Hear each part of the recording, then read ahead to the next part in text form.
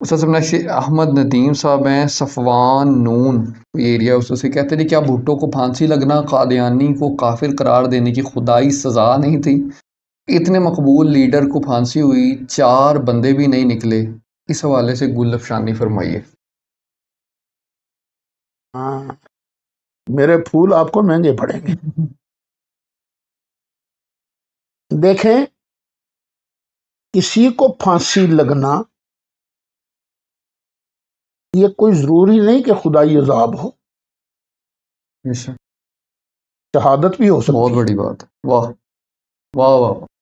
بھٹو صاحب جو ہیں ان کے ذاتی کریکٹر میں کئی خامیاں تھیں، وہ برملا کہتے ہیں ہاں تھوڑی سی پی لیتا ہوں میں، دوسری بشری کمزوریاں بھی تھیں، لیکن عین ممکن ہے کہ جو انہوں نے ختم نبوت کا مسئلہ حل کروایا اپنی اسمبلی سے، انہوں نے ختم نبوت قادیانیوں کو کافر قرار دلوایا، تو شاید اللہ تعالیٰ نے اس کا انعام ان کو شہادت کی صورت میں دیا۔ واہ واہ واہ، یہ بھی تو ہو سکتا سبحان ہے۔ اللہ۔ اگر اس طرح قتل ہونا یہ خدائی عذاب کو دعوت دینے کے مترادف ہے، تو سیدنا امام حسین رضی اللہ عنہ کو بھی تو وہاں کربلا کے اندر شہید کیا گیا تھا، تو شہادت انعام ہے یا خدائی عذاب ہے؟ میں ابھی بتاتا ہوں خدائی عذاب کیا ہوتا ہے، بتاتا ہوں ابھی۔ سید الشہداء حضرت سیدنا امیر حمزہ رضی اللہ عنہ، آپ کو کس بے دردی کے ساتھ شہید کیا گیا تھا؟ آپ کا کلیجہ نکال کر اس کو دانتوں سے چبا کر پھینکا گیا تھا، آپ کے کان بھی کاٹے گئے تھے، اعضاء بھی کاٹے گئے تھے، تو کیا کہو گے خدائی عذاب تھا؟ نہیں، وہ تو انعام ہوتا ہے، شہادت ہے مطلوب مقصود مومن۔ تو یہ شہادتوں کے فیصلے یہ خدا تعالیٰ کرتا ہے، کون شہید ہے کون شہید نہیں۔ تو یہ نہیں کہنا چاہیے ہاں مرزا صاحب جن کو آپ نبی مانتے ہو، انہوں نے حیضے کے بارے کیا کہا ہے، یہ ذرا دیجئے کہ بیٹے تذکرہ دیجئے، وہ جہاں جس کے اندر وہ مولانا ثناء اللہ مرسلی کے بارے میں۔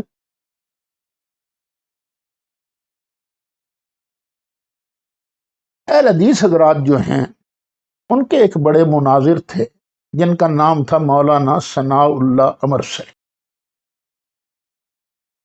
وہ مرزے کے تعاقب میں رہتے تھے، تو تنگ آ کر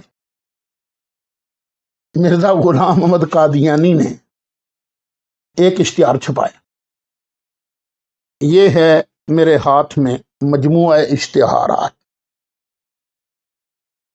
اور اس کا صفحہ ہے 705۔ مولوی ثناء اللہ صاحب امرسری کے ساتھ آخری فیصلہ۔ عبارت ذرا لمبی ہو جائے گی لیکن بعض اوقات ڈوز زیادہ دینی پڑتی ہے، تو یہ زیادہ خراب ہوتی۔ مرزا صاحب کہتے ہیں کہ اگر میں کذاب اور مفتری نہیں ہوں اور خدا کے مکالمہ اور مخاطبہ سے مشرف ہوں اور مسیح موعود ہوں، تو میں خدا کے فضل سے امید رکھتا ہوں کہ سنت اللہ کے موافق آپ مکذبین کی سزا سے نہیں بچیں گے۔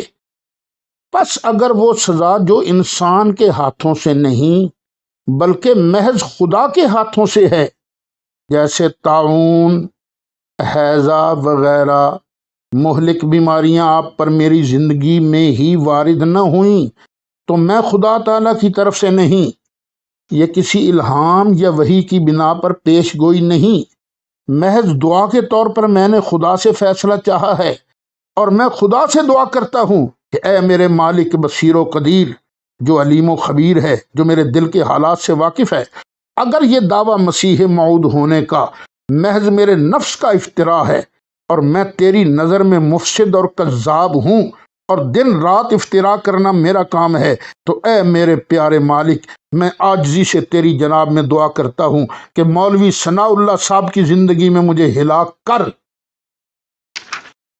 اور میری موت سے ان کو اور ان کی جماعت کو خوش کر دے، آمین۔ مگر اے میرے کامل اور صادق خدا، اگر مولوی ثناء اللہ ان تہمتوں میں جو مجھ پر لگاتا ہے حق پر نہیں، تو میں عاجزی سے تیری جناب میں دعا کرتا ہوں کہ میری زندگی میں ہی ان کو نابود کر، مگر نہ انسانی ہاتھوں سے، بلکہ طاعون و حیضہ وغیرہ امراض مہلکہ کے بجز اس صورت کے کہ وہ کھلے کھلے طور پر میرے روح. آگے لمبی عبارت ہے. اب فرمائیے یہ حیضہ کون سی مرض ہے؟ مہلک. اور مرزا صاحب کا انتقال کس سے ہوا تھا؟ اسی حیضے کی بیماری سے. تو مرزا صاحب کا ایک مرید تھا جس کا نام تھا عبدالحکیم. ہاں پٹیالہ کا تھا وہ. مرزا صاحب نے سن لیا تھا کسی سے کہ کچھ حضرات کہتے ہیں کہ جب امام مہدی آئیں گے تو ان کے 313 خالص مخلص حضرات ہوں گے. انہوں نے بھی، مرزا صاحب نے بھی اپنے 313 مخلص صادق مریدوں کی لسٹ جاری کی اور اللہ کی بارگاہ میں دعا کی، یا اللہ ان کو برکتیں عطا فرما. اس میں ہی عبدالحکیم پٹیالے والے کا نام موجود ہے اسی لسٹ کے اندر. پھر بعد میں جب اس نے مرزا صاحب کے کرتوت دیکھے تو وہ باغی ہو گئے. اس نے خود بھی پیشین گوئیاں کرنی شروع کر دی. اس نے کہا کہ یہ مرزا غلام محمد قادیانی 4 اگست سن 1908 سے پہلے پہلے میری زندگی میں مر جائے گا. جب اس نے پیشین گوئی کی تو اب مرزا صاحب جواب میں بولے یہ ہے میرے ہاتھ میں مجموعہ اشتہارات، دوسری جلد ہے اور اس کا نمبر ہے، صفحہ نمبر ہے 720.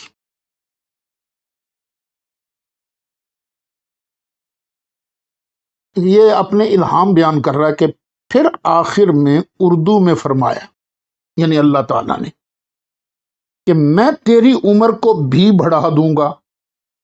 یعنی دشمن جو کہتا ہے کہ صرف جولائی 1907 سے 14 مہینے تک تیری عمر کے دن رہ گئے ہیں، یا ایسا ہی جو دوسرے دشمن پیش گوئی کرتے ہیں، ان سب کو میں جھوٹا کروں گا اور تیری عمر کو بڑھا دوں گا تاکہ معلوم ہو کہ میں خدا ہوں اور ہر ایک امر میرے اختیار میں ہے.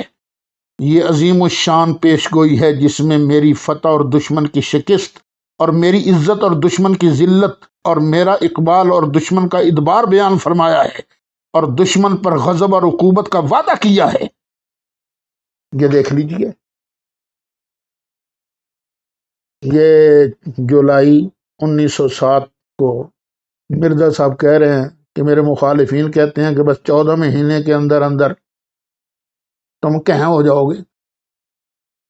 اور مرزا صاحب کب کہیں ہوئے؟ 26 مئی سن 1908. تو مولوی ثناء اللہ صاحب یہ کب تک زندہ رہے؟ سن 1948 میں ان کا انتقال ہوا ہے، سرگودا میں ان کی قبر ہے. اور یہ کب مرا تھا؟ 26 مئی سن 1908. پورے 40 سال بعد وہ زندہ رہے. تو بھائی مرزائیو تمہاری دال یہاں نہیں گلنے والی.